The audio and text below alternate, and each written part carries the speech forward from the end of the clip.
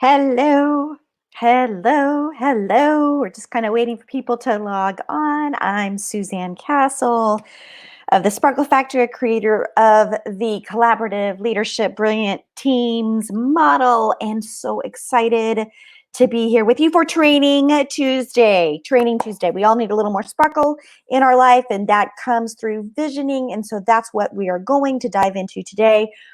If you are able, you might just drop a comment below. Let me know that you're here, whether it's live or replay. And I look at that. Let me know what you're finding helpful so I can do more of it. And so every Tuesday, we go live. Time's different.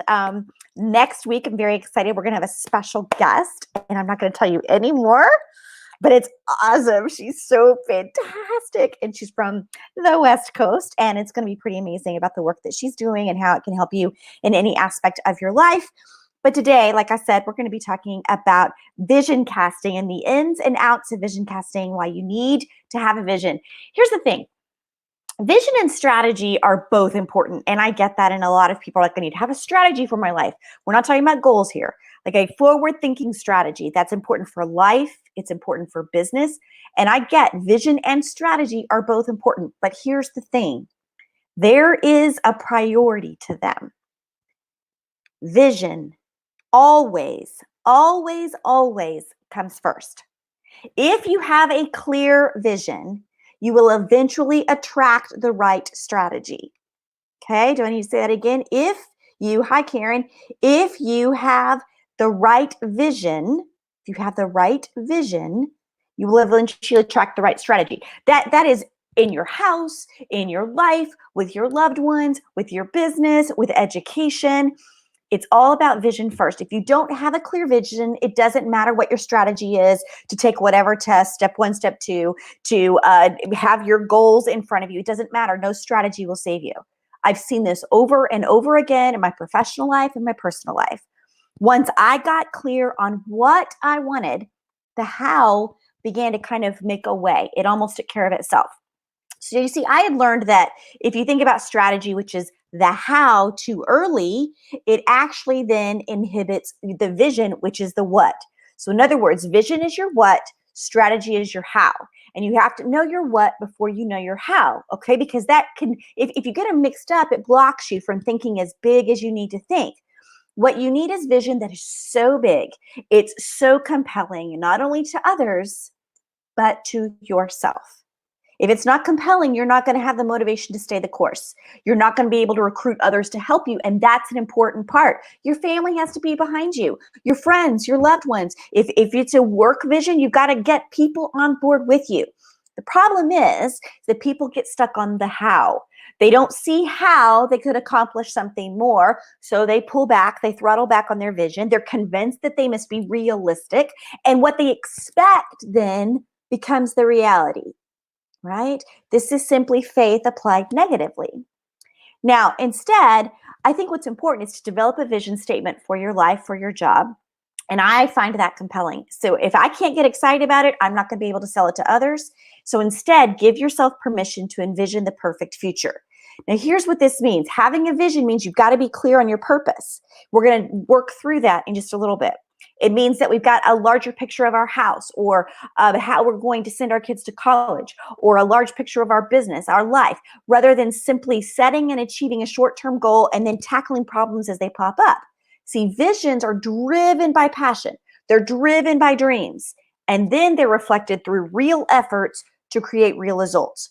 So there are 3 key reasons why having vision is crucial. The first thing is that vision is always unifying. So when a clear vision is defined, it provides a gathering point, a common interest. It makes everyone feel as though they're part of a greater whole. This works for families. It works when you're trying to get an education of something different. It works when you're trying to start a company or be in a company. And not only does it give deeper meaning, but it also helps unify everyone into a team that's organized, that's focused, and that's working together to contribute to the vision. So how often do you sit down and do that with your family, with your loved ones, with your work peeps? This is why having a vision is crucial. The second reason is that vision is inspiring. Defining a powerful vision is so inspiring. It has a clear motivational effect on everyone within the organization. It creates energy, it creates enthusiasm, it increases commitment, it fosters change. Doesn't that sound exciting to you? And this is especially important in difficult or stressful times. Hello, the world we're living in, as having a clear vision will produce persistence and it will remind you why you started in the first place, regardless of the craziness that's going around you. Don't subscribe to the circus. When you've got a clear and compelling vision and it's inspiring to you, you can help stay the course. Vision also provides a focal point for goal setting, for planning in your life and your business, because it gives you a sense of purpose and direction. It will help you define short-term and long-term goals. See, that's the thing. If you've been doing all this goal stuff, but you haven't stopped to go, I need a vision first, an extraordinary, amazing vision, you've got it backwards. You must have your vision first, because then your short and long-term goals will guide the decisions along the way. Remember, the vision is the what, the strategy is the how, and you have to know the what first. So here are kind of some things to keep in mind when you're crafting your vision, which we're going to work on in just a short second. So it's important to remember the following traits. 1, vision statements are positive. Okay, don't let fear guide your vision. Acknowledge challenges, maybe acknowledge difficulties, but keep your focus on positive outcomes. Okay, fear will limit your results and you're going to end up focusing on damage control rather than positive change. So be positive. You also need to be specific. A vision shouldn't be broad, it should be detailed. It should clarify purpose. It should have direction in it. And it must be articulated clearly so it can be understood and it points to a specific future. It's not just some namby-pamby out there weirdness, right? It is defined and it's moving. And finally, visions are ambitious. You must dream big. It should be extraordinary. It is what will make it motivating and inspiring and something you can't give up on. So a good vision will be positive, specific, and ambitious, which will set a standard of excellence and performance and forces you to stretch. So if you've got your pen and paper, if you don't, grab some, or you might want to watch on replay because you may want to pause this here and there to do this. And I'm going to put a post in my business group, Suzanne Castle Consulting, that has these questions in there, a little worksheet for you to follow along. So if you want to just be in the space, feel free to do that. So here is the way that I begin to craft vision when it comes together. So the first thing I ask myself is, let's do it this way. Let me share my screen. And here we go.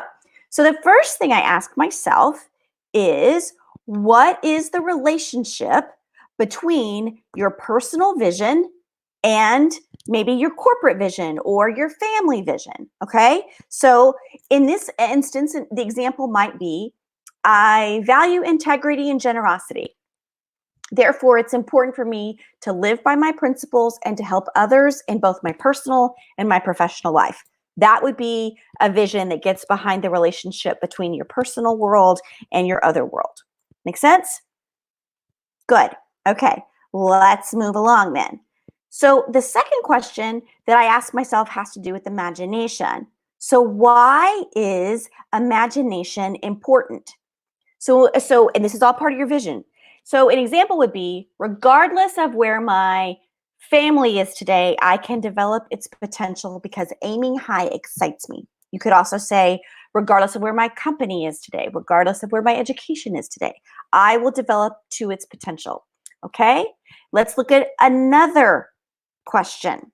Okay, another question then would be the role of encouragement. Okay, so remember how I said you got to have your peeps on board? So ask yourself, how can you encourage? It could be employees, it could be family members, it could be friends to participate in your vision. So out of the business world, an example might be, my employees will be more enthusiastic if I involve them in the process from the start. And that means I'm going to communicate openly, right? That's a vision for a family. That's a vision for all kinds of relationships. So how can you encourage your employees, your family members, your loved ones, your friends to participate in your vision? All right, let's look at the fourth question. If you could set one record in your life or in your industry, what would it be? This is a really important question because it gets at, remember that movement, that road that we're trying to get to? Okay, this will also help you begin to start defining the goals, right? You're going to have the what, and then you've got to figure out the how. So this is a good question to get at that. If you could set one record, what would it be? So an example might be, I want to be known for having a positive impact on people's lives. So it doesn't have to be complicated. It doesn't have to be kind of very fluid, flowery language. Something as simple as, I want to be known for having a positive impact on people's lives, right? That's a record in the industry, right? So a fifth question then to help you get at your visioning, it would be, what are some of the resources you will need to achieve your vision? So for an example, I need people around me who understand my vision and apply it in their own world. I will also need some financing to implement and sustain my ideas. Do you see how some of these questions help you hone out a vision statement, and at the same time, you're beginning to develop that strategy part of it, right? Remember, what and how, okay? So what are some of the resources that you're going to need? Start listing them out. Your brain works on that in the background, okay? The sixth question I ask myself then are the obstacles question. That always comes up. We always want to focus on the negative, so let's give it some space. What are the major obstacles that I'm likely to encounter as I pursue this vision in my daily life? You know that they will be there. Start lining them out. For an example, changes occur rapidly in my industry, so I need to be prepared to adapt my vision to keep up. I could face intense competition for qualified people in my circle, so I need to create a talent pipeline of people around me, right? So that you're constantly going back to reminding yourself why you're doing what you're doing, and at the same time, part of your strategy for that is, I'm going to be creating these circles or whatever they are around this obstacle. Then the last question that I ask myself is around a person.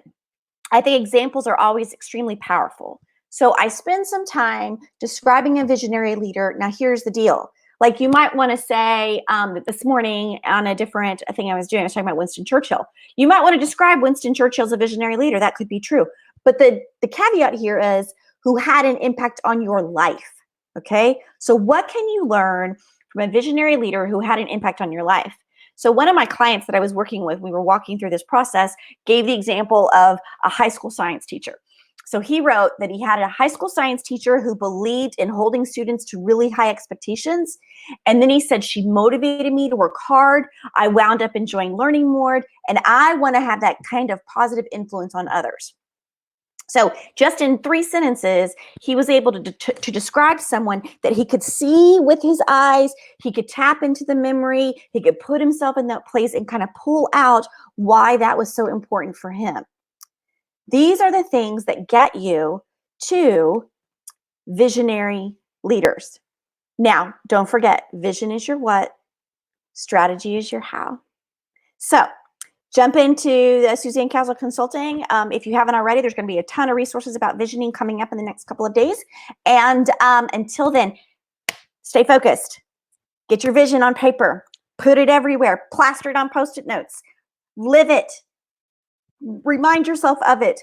Make it available to you in every way that you can. I will see you next Tuesday for Training Tuesday. Have a great day.